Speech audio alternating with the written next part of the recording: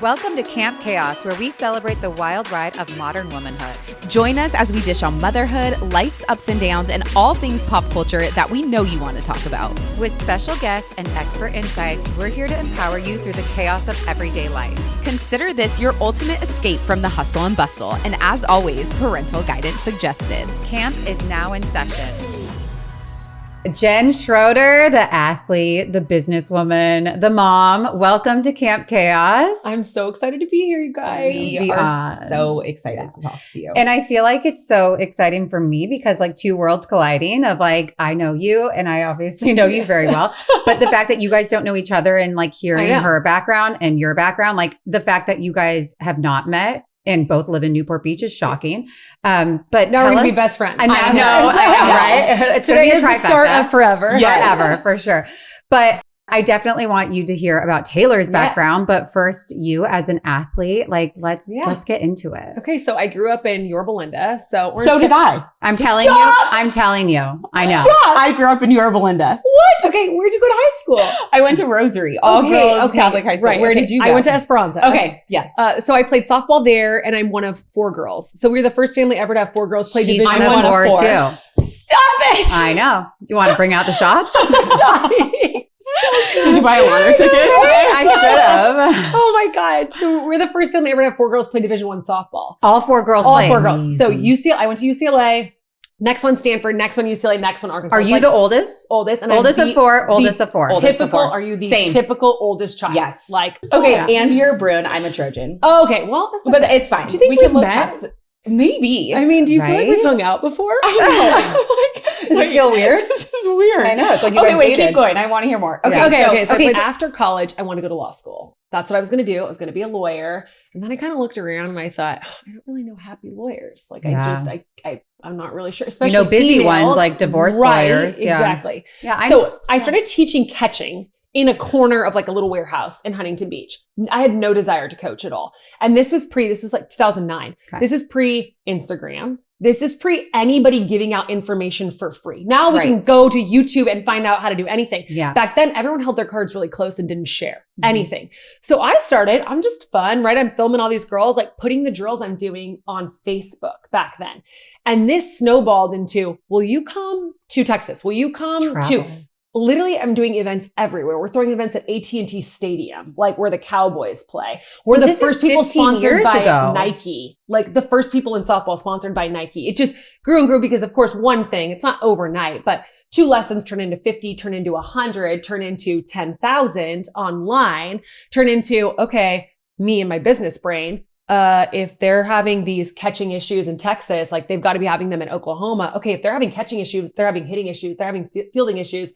Let me pull my girlfriends together. And we started a company. We traversed literally the country. I was going to say, how do you clone yourself? But you didn't. You just pulled some strings. We pulled and then we started to clone. Okay. So then we started to train these top college athletes who are on TV and everyone's role models. Like, come work. It was called the package deal. Come work for the package deal. And we traveled literally everywhere. We do 52 events in a year. Wow. Literally seeing like 100,000 softball players a year. And then COVID hit. There had never been a female specific catcher's gear, which is crazy because you think about baseball, they would just take that gear and in the industry, we call it pink it and shrink it. So they would just, and they would just throw it on females. So back in 2017, I've been sponsored by Easton is a softball brand, baseball brand too. I've been sponsored by them for over 10 years now. But back in 17, we started to design gear from scratch. So not taking a baseball, catcher's chest protector or shin guards. We designed it all from scratch. And in 2019, we launched that first ever female specific catcher's gear. First ever. In 2019. Ever been shocking. Done. Ever been It's done. like you invented the tampon. It's right? Like, you would think that would be forever ago. But isn't it crazy? Like that there had never been gear for women. In a year, like in a 365 days calendar year, Easton would sell about $1 million in women's catcher's gear and their fast pitch line, because it would be marketed fast pitch, but it was just the same stuff. In 2 weeks' time, we 7x'd it. It was gnarly. One little thing, wanted to go to law school, started teaching catching in a corner, and it's just been like the best mistake all gas, ever. No breaks from working for ESPN. So talk about college softball on TV, do a lot of studio shows, podcasts with them. See, like how have your guys' worlds not I know. What? You know what? Well, I never worked for ESPN. I was at Fox. Okay. Since literally out of college in 2013, I was with Fox. And then 2 years ago now, I joined the Women's Sports Network, or like I helped them launch. Okay. And I used to do their flagship show, but we used to cover AU softball. Oh. Yes. So I want to go back. When did you get into broadcast? Oh gosh. So I started working for ESPN in 2017, 18, 19, 20. And were you doing like play-by-play or? No. So You're like, math is not my skill. Well, yes. Okay. So maybe I started doing like color earlier than that, but that was never what I was passionate about. I thought I talked too much to be on TV. I wanted to be way too honest. You have to be a little bit filtered. Mm-hmm. That's not You're me. too buttoned.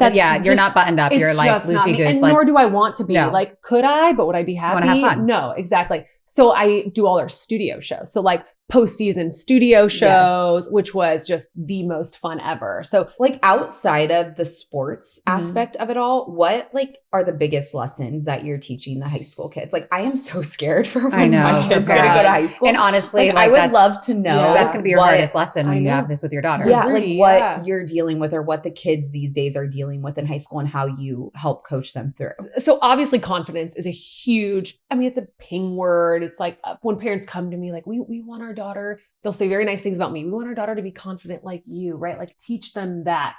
But when I really break it down, I really think it's getting as comfortable in your skin as quickly as possible.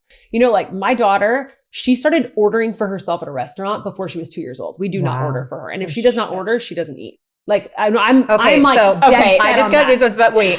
So I did tell Taylor, I said, like, I want to have mom conversations with you too, because you are like a badass mom, but you're also tough. Oh, I'm very like, tough. I remember so our kids go to preschool together. Yes. Okay. So you have a daughter. Yes. So she's 3. She's only 3? Yeah. She looks 5. Yeah. Are you sure she's 3? Yeah, I know everyone says that, but yeah, she will be 4 in the middle of July. So we're 2 months away from 4. Okay. She's almost 4. Yes. Okay. Yeah. But I think it was the Christmas performance when she like wasn't singing. Oh yeah. And you're like, you're doing a shit job. Rudy, sing. Like, what are you doing? Like, no. And people told her good job after. And you're like, no, she did not do a good job. We can't tell her good job if she doesn't do a good job. So I want to get into that because you think that you're going to be this certain way before you have kids and then you have them and then you change and then you get influenced. But I was so pleasantly surprised of seeing like, yeah, not everyone gets a damn trophy. No. You don't get an A for effort. Like put some effort in. But like, if she tell us your parenting philosophy. Okay. If she doesn't do a good job, we don't tell her you did a good job. We don't lie to her. Like that's my number one parenting philosophy. If I tell her I'm going to pick her up from school or if she is going to get ice cream, that's not as a treat for her to do something. If I tell her something, she is getting that. She's getting ice cream. I'm picking her up from school. Like my word means something to her. So bottom line, my word means my lesson word, number 1. And that is just gold to me. Number 2, we're always proud of her. She always knows that we are proud of her, but that doesn't always mean that she's doing a good job. So for example, she had a gymnastics showcase and she practiced, you guys, for hours for this. She's in a gymnastics class and they're all 5 and 6. They're all the youngest person besides her is 2 years older than her. Okay. But she's very, very, very tall.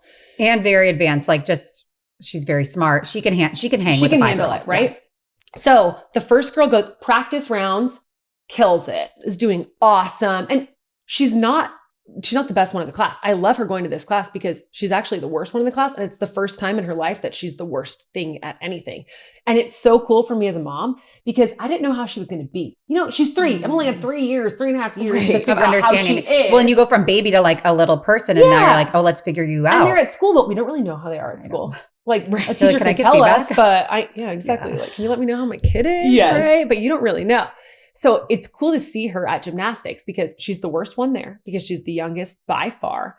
And she'll tell me, I'm not the worst one. Cause I'll talk like this in front of her. Like if she were right here, I'd be like, she's the worst one at gymnastics. And she will say, refreshing, no? Yeah, she will say, I'm not the worst one. I'm the youngest and I'm trying really hard. I love it. Which I like conversations like that. So we talk like that. Like it's okay to be bad at something as long as you're working on it and you're trying to get better.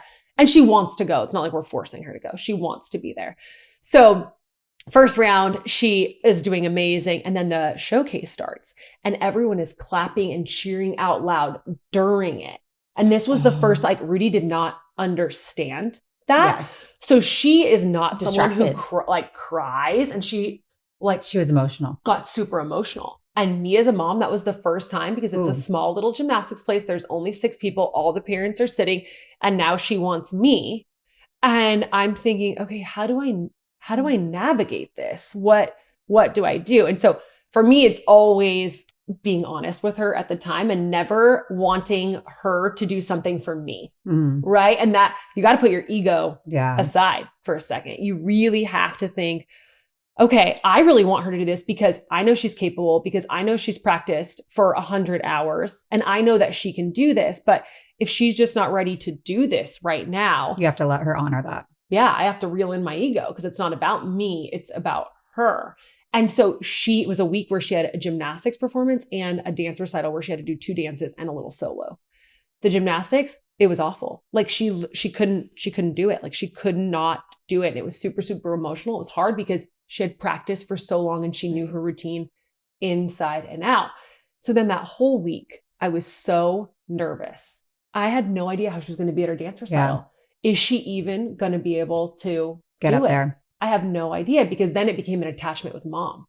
You know, like at the end of the day, she is only 3. She's 3, but she's advanced. And like, I know, you know her, right? Yeah. So I was so proud of her, you guys, because for her dance recital, we really worked through it. We had conversations every single day. I had to tell her, when people are cheering, they're not mad at you. She didn't understand, like, woo! Right? She's 3. She's never understood it. But which is crazy, because every child nowadays, like, and I'm guilty too, like I applaud when my child does anything, and it's really refreshing hearing you say, like, you shouldn't. Okay, I feel like I love this parenting philosophy, but I don't think a lot of people would like say this out loud, that they do this, because I feel like it's, controversial. It's more like us, especially in like the era of gentle parenting and like, tell me how you feel. And like, but you have like a really big social media following. Do you share that, like, this is I share. And it's funny. Do you get pushback?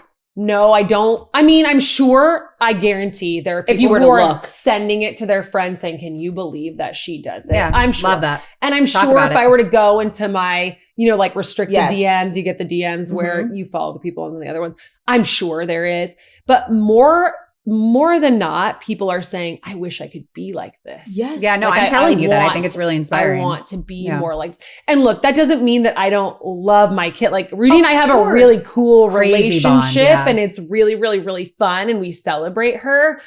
But we celebrate her when she works for something and, you're teaching her really important life lessons at 3 that, like, honestly, we're in our 30s learning. I also think too, I didn't have Rudy until I was like 2 weeks into 34. So pregnant all of 33. It took us like 8 years to get pregnant, a really, really, really long time to get pregnant. So I also wonder if age plays a role in that. And I had been with my husband for so long. When did you meet your husband?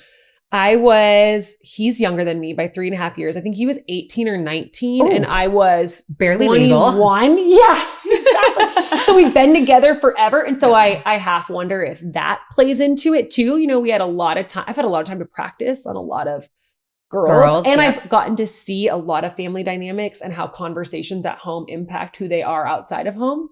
Right? Like I always say, see what happens with parenting. I can tell you when someone comes into my softball clinics, I can tell you if their parents are married, divorced, if they're involved, like just without even. Wow. It's really, really, really evident to see. You should write a book. I know. But that's also probably what is helping you parent. Because that's for me, if I could see into the future of what Miller's high school environment's going to be like, then I would prep him for that. Absolutely. But I can't see that. And you're seeing that. So you're able to prep her in like a different way, which you're inspiring me. Let's talk about you're trying to conceive. 8 years. Terrible. I had no idea it was that long. 8 years. So we got married in 2012. So we've been married almost 12 years now in August. So a really long time.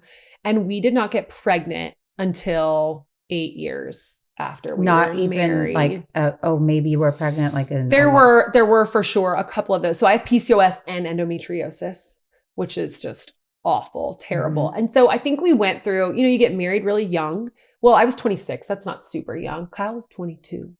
That's a child. That's I would cringe. If Rudy, I'd be like, absolutely not. Run.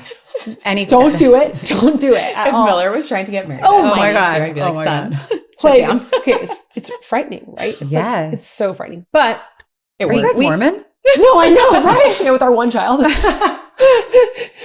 But no, I don't know. Just it worked. Looking I mean, back, and now look how you guys have a really successful marriage. So okay, yeah, but there were times where we for sure didn't. Because you were children getting married. Absolutely. And so you had to grow together. I mean, there were times, I'll be really honest, where I'm like, this marriage isn't going to last. Like, we are going to get a divorce. Well, and especially when you're trying to have a baby and you're not, you're like that's so much stress. And when you get married, you think you're going to law school and then you end up being like a softball coach and you're creating a career that didn't exist as you go. So imagine the trust that Kyle had to have. Like, my husband is an amazing man. I always say, if you don't like me, I get it. I can say things that would really be off-putting to people. If you don't like Kyle, there's a problem with you. He's the likable one. Oh, 100%. Yeah. He's so mild-mannered. He's just easy to talk to, right? Really just melancholy. But it's funny because I feel like when you're young and you're growing, like in a partnership, you have to choose each other every single day, right? And that's a lot easier said than done at times because your spouse can be so off-putting to you sometimes, 100%. right? Yeah. But then if you just pick each other every single day and you get through those battles, and I think something really, really, really cool comes out of it. And it's much more than just a marriage. It's this friendship and partnership and I don't know, this really special thing to honor. Well, and this life that you guys created. Yeah. So, okay, 8 years later, you got pregnant without fertility help. And they didn't know I was pregnant. Have I never told you this story? No. Yeah, wait.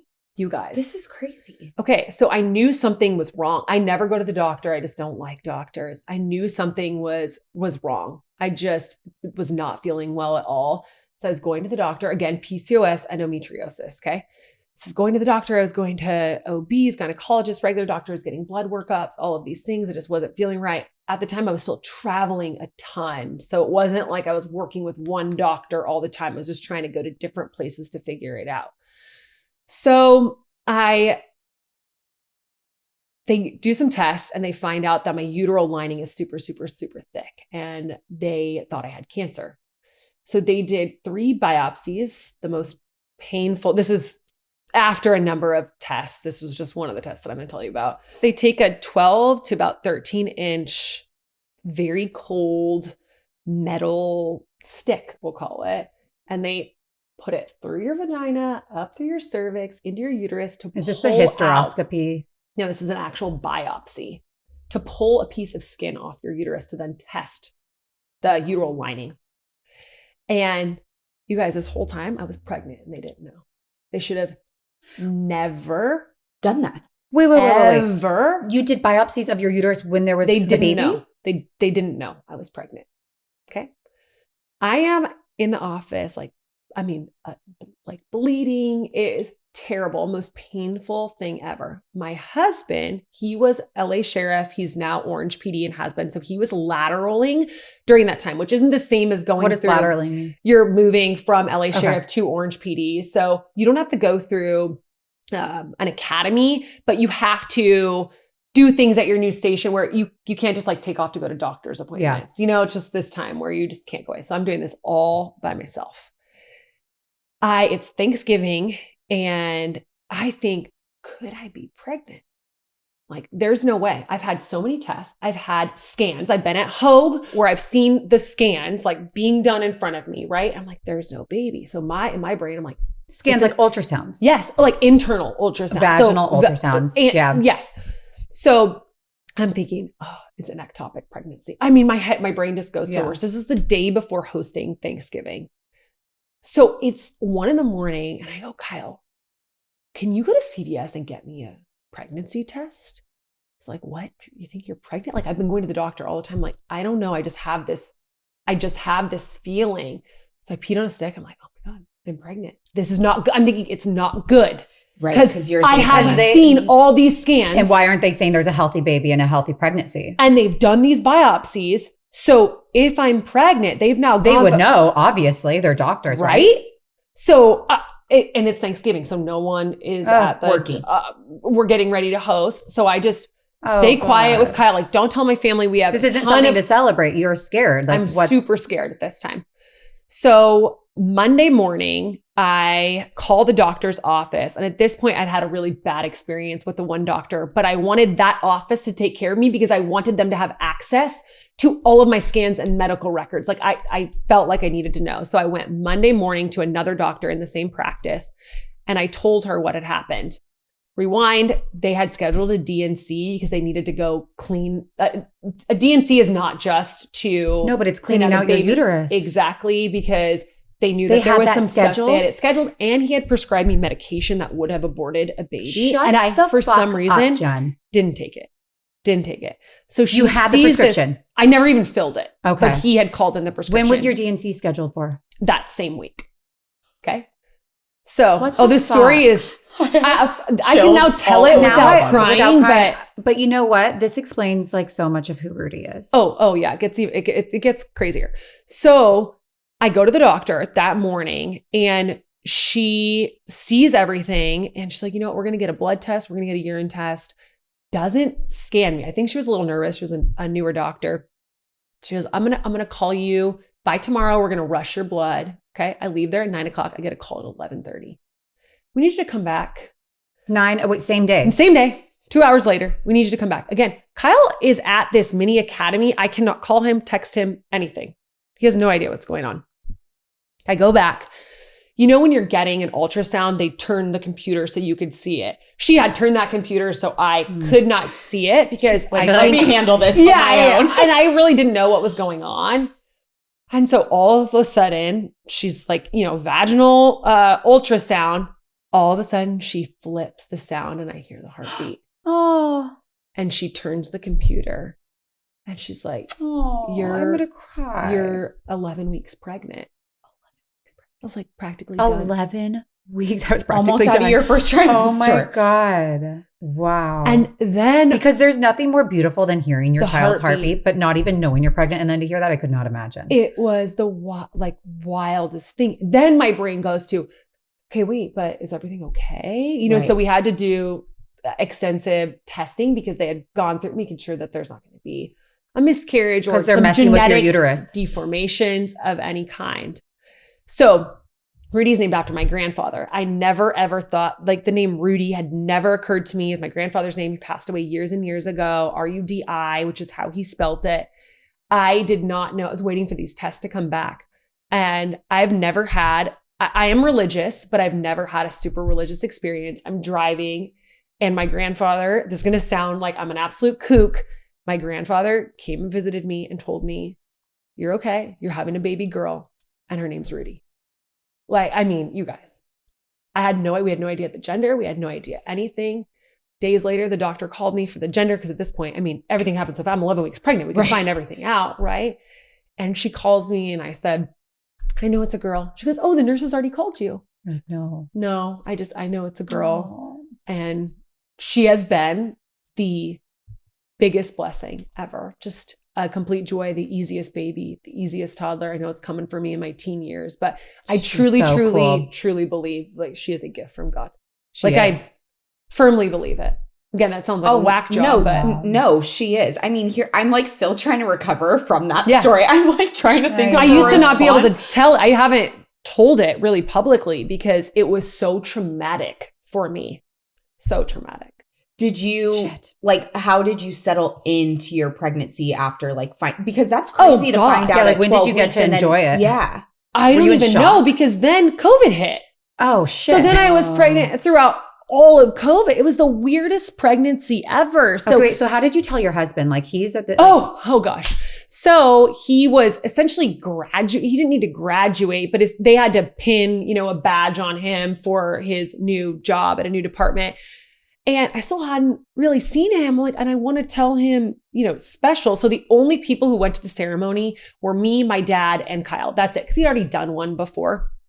We are very close with both my parents, but my dad we're very, very, very close with him. And we named her after my dad's dad. And so we went to lunch after this pinning ceremony. He had to go back. So I had 30 minutes and I had these ultrasound pictures with me. And just at the end of lunch, I gave them each one hi, Pa, and hi, Daddy. And I told them at lunch. And then he had to go back to work. So was he shocked? Shocked. Just, wow.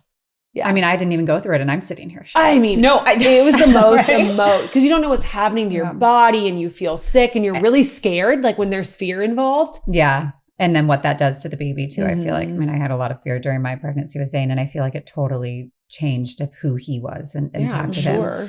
So normal pregnancy from there out. Completely normal, And Good birth. like easiest ever. They wanted You're to an induce- athlete. I feel like Yeah. I feel like you would like kick ass at It was birth. super. It was COVID, like July of COVID. So remember, spring was really gnarly, and then in Yes. June things kind She of was born opened up. 2020. 2020 of Because July. we have COVID babies, but they were born 2021. Oh no! She was born She like was no fresh one out the allowed in the slammer. hospital. Like Yeah. Kyle, like Yeah. could not leave even to go get Masked. food. So you were mass birthing. I mean, I didn't wear one, but Yeah. Right. Go you. yeah. And they wanted to induce me, and I just didn't. I just kept not showing up because they were making you get COVID tests for it. And not that I was against getting a COVID test, but I'm like, I'm freaking pregnant. You're Like just this leave baby, me alone. like I'm Like, fine. let her you know tell what I us when mean? she's ready. Yes. So she came at just about 42 weeks. I labored Oh, I at love that you home went to as 42 weeks. long as possible. I'm crazy, guys. Your Like, doctor let you go to 42. That's awesome. so it was 41 and 5 or 7 days. I can't remember when she was Okay. born. So they were essentially forcing your an 42 induction like weeks. literally the next day. Yeah. She was like, I'll give you until you hit 42 weeks. How and big I was went she? into labor, 9 pounds, really long, 22 and a half inches. Wow. 23, like really, really big. And 9 pounds. Yeah, she was big. So I labored at home. I sent Kyle to work. I'm crazy. I wanted to be alone. It's like, let me just be in the bath. Well, let me wait, go in the because shower. Kyle was working during all COVID. It's Yeah. not like he's at Oh, because home his job didn't change. at all. It He got was worse. never it actually home. got It a got lot worse. 100%. Yeah. So wait, that stress too, of Oh. like everything that was going on. And imagine I was He's in flying law 250,000 miles domestically a year doing clinics. I was averaging 250,000 a year. a year domestic miles. So what? Every I week was you were on a averaging plane. a flight every 3 days. So imagine going from that to you're at home, you're pregnant. The best part of life is about to start, though. You had to have known that. I was really scared, you guys. Were you? Like, what's going to happen? And what's happening in the world and what's Yeah. Right, it happening was with a scary my time. life. And But like Yeah. having her, at least you're like, we're in this. yeah, no. And I did feel very connected to her Yeah. very quickly, which was special. So yeah, then I got to home and it was like, you guys, I had her in one push. It was Of so course easy. you did. It was so easy. It's the athlete mentality. I You're know. Well, I "Right, literally let's bear asked down." the doctor, what's your record? Like, give me your record. She's like, Like, have you I met me? feel like about, 20 minutes. I'm like, no. You're like, I have no time for I was that. so intense. You're like, I'm a catcher. Let me just. so intense. And then it was super weird because I don't know. Did you guys cry when your babies were born? Yes. See, I didn't. And that bothered me almost. Really? They put her on my chest. You had I'm enough like, crying, though. I feel like I should cry right now. I'm like, no, like my life is starting. Like, I just felt like she was so special right away. I sound like such a mom who just like loves my kid so much, but you are. I just You felt sound like someone who's very honest and who says things that a lot of people are thinking that they would never say out loud, because I actually think a lot more people have Feel that that way, experience That don't of like, cry right away. oh, They're I like, didn't yeah, cry right yeah. away. I did not cry immediately when I had my son via C-section. oh, right. I did not A little cry different. immediately. My daughter, I cried, but almost more so. Maybe I'm saying this out loud because I was able to have her Yeah, vaginally. no. That was and a I wanted that celebration. so Yeah. bad. Yeah. But I was like, we did it. Yeah. Like, we did it. It wasn't it's so not you're much. proud like, of yourself. I did it. No, and all the pressure you put on yourself Totally. for 9 months being pregnant. Like, oh my God, I Yes. just hope I could do this. I hope I could do this. Yeah. Yeah. And then you do Yeah. it and you're like, fuck yeah, Yeah. go me. I I want know. to thank me for being me. Right. Absolutely. Wait, so after you had Rudy, Mhm. how did like business change? Did you shift into like, I'm more mom, or was it like, oh no, I I'm don't still think a so. I'm badass both. business? You're Yeah, like, I'm I'm for sure both, but it Both. was still COVID. So remember 2020, her and I were supposed to go to the Olympics right after, because the Olympics you were were. supposed to Rudy be was going to be going to She the was gonna Olympics. go to the Olympics. that summer of 2020, it got canceled. So it felt like fake life for so long because it was just us at home. And yes, I was working on digital offerings, and yeah, we were still training athletes, but the world was shut So down. different than what your previous life was. You It have a was baby and you're at home. Completely different. And Kyle's life is so status quo because, like you mentioned, his life got more busy. Yeah. He was at protests and it was just so different. Life was so different. So I really feel like just now I'm really, maybe from her age of like 1.5, Mhm. because thinking about how like COVID lasted a long time. The world is still not the same. Yeah. Right. It's still forever different. Yeah. But just figuring out how to be a mom and raise a child So honestly, like I can barely some days, even when I have help with my kids, like I cannot even figure out how to get to the grocery store, cook dinner. Like I just feel like I'm always not doing enough. Yeah. How do you do it all? I'm never doing enough. I'm So never, you always ever, feel like that. Like I you always feel like always somebody's feel- cheating. Like you're not giving enough to your husband. You're not giving enough to your kids. You're not Someone. giving enough to you, your Right. friends, your family, like somebody. Okay. Yeah. I feel like Always. it has to be. I was just listening to a podcast. You look recently. like you've got it figured out though, Jen. You I will do. tell you. Like I don't know. I mean, I really don't know. It's hard. So after Rudy, I've had 6 miscarriages after Rudy, which has been brutal. And after my first miscarriage, I gained so much weight. I was heavier after a 15-week miscarriage than I was 9 months pregnant with Rudy. And so over the last like year and a half, like how much has my body changed? Like No, we need to talk about your body. But first, wait, go back to the miscarriage. So when Rudy was how old you got pregnant? Oh, really young. They were going to be 14 months apart. Oh, wow. So you could get pregnant again fast. Which Like Crazy. I have PCOS too. So I know that's why Right. I'm IVF, like trying to get pregnant. Foreign so concept. it went from not being able to get pregnant to not being able to not to get pregnant. not get pregnant, but I couldn't carry a baby. So the first time, how far along were you?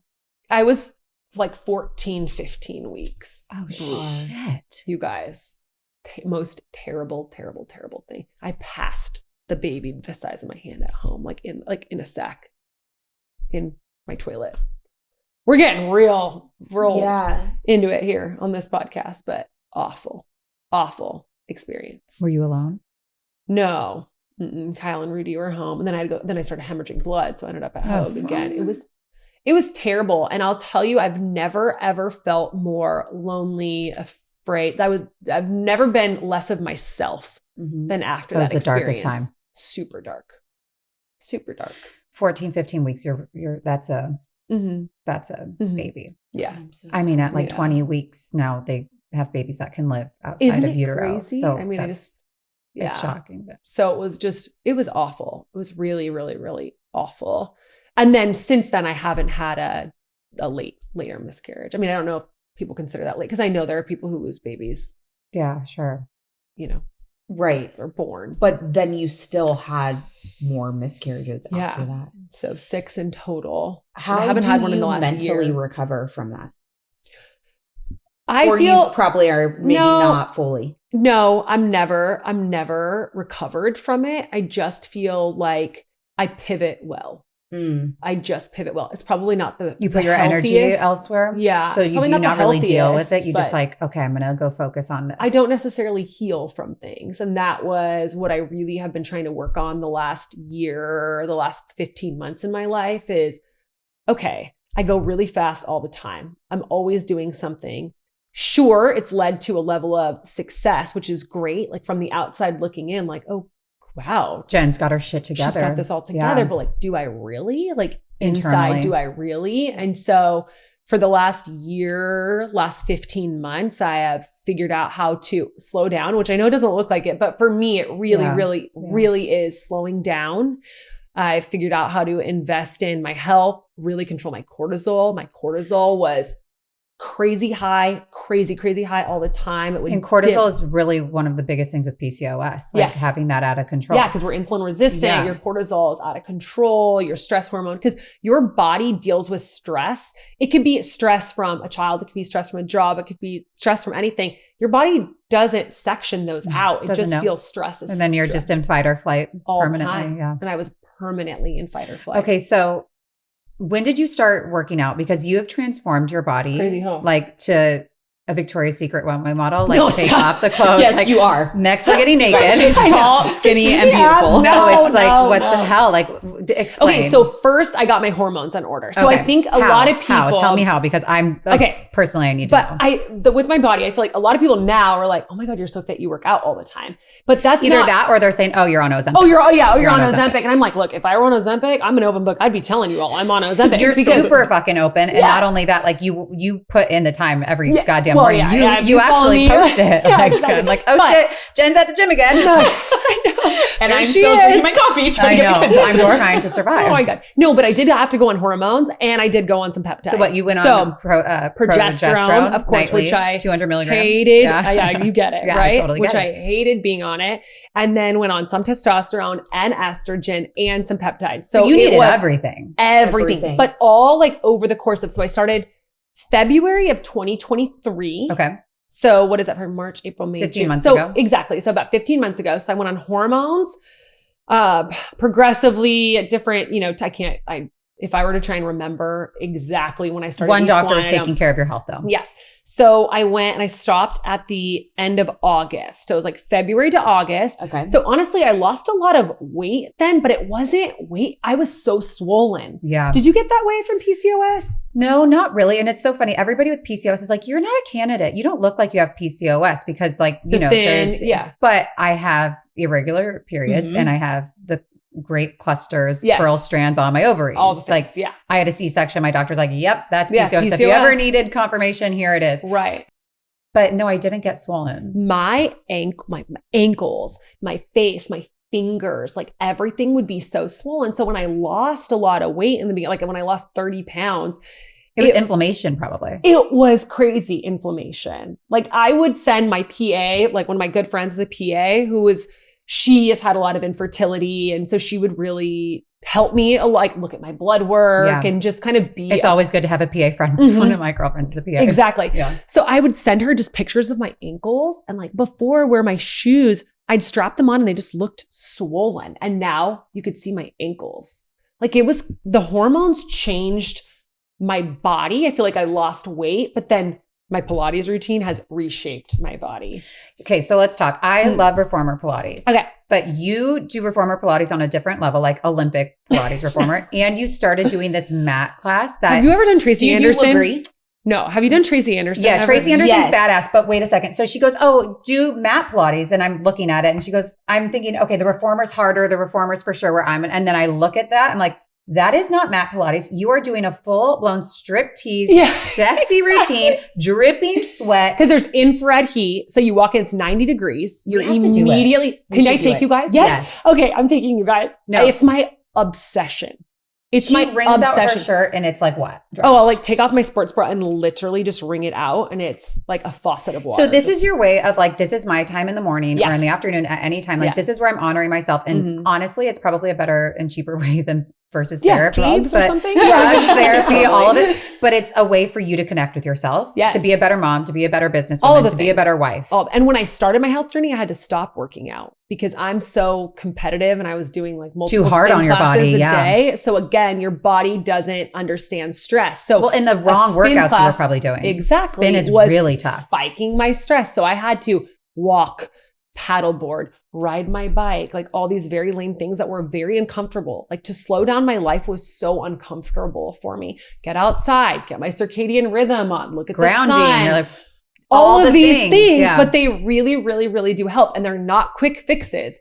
But You have to put in the over time. time, I had to stop working at night. Like I can get so much done at night. I could work till 2 a.m. and get so much done, but then my cortisol was super spiked. can't Then sleep. I wasn't Yeah. sleeping. and sleep controls everything. Mhm. Hormones actually control everything, which you realize your hair, your sleep, just- your mood, hormones are a your motherfucker. appetite, Like, everything. I cannot stand Yeah. hormones. Yeah. They're motherfuckers. You gotta But they're have 'em. so important I know, to I your know. health journey. So, okay, one of the ways to slow down was like, let's try reformer Pilates, which Yes. I've taken athlete friends to, and they're Mhm. like, it's so boring. And then they go and they're like, oh, shaking like a leaf Yes. and you can't. You are a beast Oh, on that yeah. machine now. I think it's the only workout that you have to use your brain as much as your body. Yeah. And you can't like No. go somewhere else. You actually have to be present. in it. And so I just loved it. I'd never done a workout like that. I'd done CrossFit, weightlifting. I'm a catcher. Like I was always like really thick and heavy on my Mhm. bottom. And it was so different. So I'm obsessed. I'm Obsessed. and the absolutely reformer obsessed. Pilates, is that hot too? No. Okay. So Reformer isn't. It's the same place, the full routine down. Mhm. I feel like it's like I super honestly popular think, right well, now. I was going to say, I think she owns it Yeah. secretly because she like, I'm ready to Is there- invest. I'm like, you, have they given you percentage? no, but I'm like, I know. I'm like, I can mean, we come open one on. in Arizona? Because we built a house there. I know, So I'm like, but okay. like kick you 20% or something. come Like, you on. are the face of that place. I mean, moms at the preschool are like, are you going to the full routine yet? I'm like, no, but I know You Jen have to is. And go. you can go Okay, with we her. need to go. Please. So I was a dancer growing up and I used to teach Pure Barre. Oh, okay. And I feel like now I just can't get into Pure Barre class. But Yes. I think kind of like the athlete mentality is like, if you're not dripping sweat and if you're not like, Right, yeah. then I didn't get that good of a workout. And I find now It's like so I'm only on my different. Peloton because that's the only time that I have. Well, is, like, until in you my become machine. addicted to the full routine with me. Well, I have to, yes, do that. But I find that even like so I try to do cardio 2 days a week on my Peloton and I spread it out, right? So like Monday and Wednesday. And then the other 3 days will be either bar at home or like strength or something. And every time after I'm done with my not sweating workout, I'm like, ooh, I can't eat that much today because I don't feel like I worked out that hard. And I feel like it's just a mentality that you have to get over because You have to get over it. reformer Pilates, you might not be drenched, but the workout, transforming Yes. your the body. soreness that you feel the next day, the like deep core work that you're doing that and the will help changes you. that you see in your body over time. Yes. It's crazy. Yeah. You get those Pilates arms. The Pilates arms. I They're know. thick. Okay, I really want to talk about your social media. Okay. How did you grow your social media? Did it start via the softball coaching that you started posting things? Yeah, probably. And honestly, being really honest. Like, Yes. I feel like honesty and social media has changed so much. It still is. It's honestly not as good. It's not as easy to grow there anymore. It's not No. as easy to You're even authentic, though. like. Yeah, That's but I feel like that really, really, really helps. Like It sets just you being apart. super, super, super honest and just bringing people along. You know, Yeah. I've been doing it since before people were blogging and people were, So there you were no started influencers. social a long time ago. Yeah. Facebook Being in open and 2009, honest. you said, Facebook right? in- Can I So- ask you a personal mom question? Like what age, Zane, both of our babies are actually, what are they? They'll be three in the fall. Mhm. So 2 and some change. Yeah. When do we put them in sports? Like we started them in sports like basketball and baseball at too young. They were like not even 2 yet. Right. And it was like, what are we trying to do? It was more work Yeah. for us that we're just chasing these kids, Mhm. but we wanted to introduce them to sports. And then I kind of am like, I need to take a back seat and like let him just be a kid for a second. Mhm. Be a baby, quite frankly. Right. But now that he's getting closer to 3, like when is the right time to put your kid in sports? I think this is a super tough question because we put Rudy in really early too, and she played soccer, and I think she was in soccer at 2, and it was terrible. She did awesome. She was good. She was fine. She was scoring goals. The experience for of you, as a mom. terrible. Really? There's so many people. They're running around. They're not really learning anything, and like even we did t-ball at 3, and it's just really, really, really difficult as a parent. And so I think start your kid in sports when you're ready Ooh. to start your kid in sports because it's not It's a commitment. fun. Yeah, it's not fun. But when your child is passionate, how do you find out what your child is passionate about until you try them? You in have to something try too? So it's everything. like she's in soccer, she did t-ball, she does gymnastics, she does dance. It's too much. It's a lot, but she enjoys it. And we're She's trying to choosing figure out now what her passion is. Well, and I also think like I wasn't really big in sports when I was younger, and I So found what other did you ways. do? I found other ways to keep myself busy though. And my girlfriend now tells me she has a 15-year-old and a 7-year-old, and she said if you do not keep them busy, they will find their own thing to get busy with. And in today's world, that just freaks me out. Yeah. So you have to keep them like Doing something. doing Yeah. something. And I feel like we have to figure out as parents, like our job and duty is to figure out what our child's gifts are. And then from there, once we figure it out, then we get to give them opportunities to grow those gifts. Mhm. Like, think about it. How many people do you know are working 9-to-5 jobs that they absolutely hate, Oh, but for they're sure. just doing it because they think they have to and they For have sure. to make money? Where if we could help our children figure out what they're passionate about and then help them grow a business in Around that that. field so they don't feel like they're working. I don't know. I feel so blessed that I get to do that. Like, to me, that's my role as Rudy's mom. Is to help her do what she wants. So Jen, people are going to listen to this and be like, she's lucky. Probably, but that's not the case. There's at no all. luck. Like, if You you worked go your ass back off. and look at my Instagram from the last 10 years, you will see me we were doing events in New Jersey, Maryland, New York, and Pennsylvania, 4 and 4 days, traveling through the night. Like, not luxurious. There's no luck in not this. not hopping on private jets, not having drivers. Like, we were driving, grinding it out nonstop, never home, never around my husband. You know, it's probably why I couldn't get pregnant. It's probably why we almost got a divorce. It's probably, the reason for all these issues. But now I'm 37 years old, and now I'm super fortunate and super blessed. I haven't taken a vacation with my husband in 12 years. Because you've been building an empire. And so now I just planned a last minute vacation to Italy. We're leaving, but 12 But because years. of what you've done in the last 12 years, now you could do it last minute, which, by the way, Exactly. airfare last minute is not cheap. So I use my miles. All those damn miles have finally paid off. Finally. Oh my God. I'm so excited for your trip. It's going to be incredible. I think all of that work, absolute just grinding has allowed for freedom now. But if I didn't put in the work for 10, 12 years, I would never have this freedom now. And that's one thing that I wish I could tell like my college athletes, like they on social media, they want to go on these vacations and go do all these fun things because they're friend and buy, bags and shoes and experiences. Like freaking put your head down and get to work so that you can enjoy those things later. The later part of your 30s onto your 40s, I feel like that's when life really just gets good. Yeah. You get to enjoy your success. And I'm so happy confident. I didn't have kids in my 20s. I'm so that'd be my number one piece of advice for someone is like, do not have kids in your 20s. Imagine having a teenager right now. No, because I wouldn't get to live this life that I live. I wouldn't get to enjoy, the fruits of my labor at all. So, I also think it's maybe like an older way of thinking of like our parents where that's all that they were taught is like you go to school, you get a college degree, you work a 9 to 5. I mean, my husband still says, he's like, because, we're always saying, okay, we have to put away for college or whatever. And he's like, I don't know that college is going to be the my husband says that you better go to college. Like college going to be around? It was like, I don't know. You have to go to college. Like there is no option. Where are you going to college? I'm the daughter of an immigrant. Okay. So my dad came from Germany. Okay. He was a really successful water polo player whose dad did not let him go to college. He had a full ride to USC. Wow. Did not let him take it because you go to work. You work. You go to work. You work. You work. That's what you do. So I've had that in me, but my dad was opposite. He's like, my daughters will go to college. That's what they have to do because that was the American dream. I didn't get to. That's why we came here. You give your childhood trauma to 100%. So then after I was teaching, lessons and I was making pretty good money, but I didn't have insurance because this was before Obamacare covered insurance until you're 26, right? The administration before you had to pay for your own insurance. So I'm paying for my own insurance policies. My dad, he didn't understand. It's like, go get a job even at Starbucks for insurance or Costco. I'm like, no, I'm not going to do it. So this entrepreneurial mind who came to America and learned to work and build something for himself, he wanted me to be the complete opposite, which is interesting. So now weird. He must be so proud though.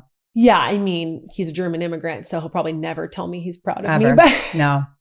But I love my dad. He's the best. But it's really interesting, like how you can look back and see the parenting cycles and how they impact generations to come. Well, because even I think like when I tell my parents like what I do in broadcasts or like I'm starting a podcast, they're like, oh, so you're gonna play on the internet with her. Wow, great. Right. Like you're just going to Kendra's house to play.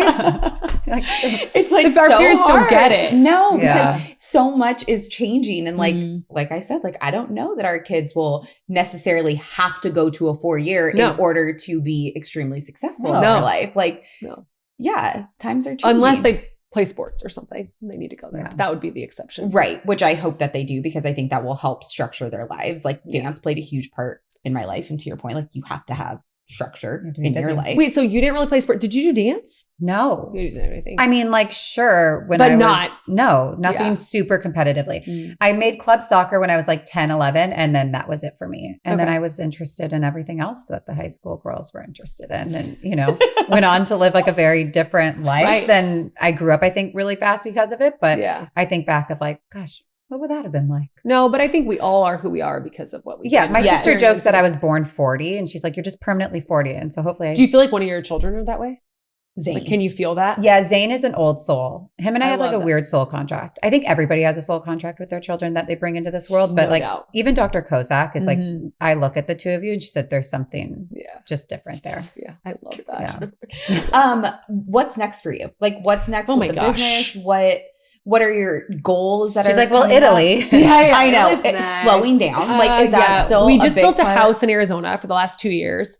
So we're trying to figure it out. We're going to keep a house here in Newport, but we're trying to figure out, Rudy's growing up. We just don't know where we want her to go to school. So we might do school over there and come over here. I launched a clothing line that was first only launched. Yeah, let's talk about the clothing line. This is badass. Because it's an athleisure line. So it's kind of this idea. It's called All Day, All Night. So it's specifically, all the products we do are specifically based off female bodies. I just love doing that. I don't feel like enough people do that.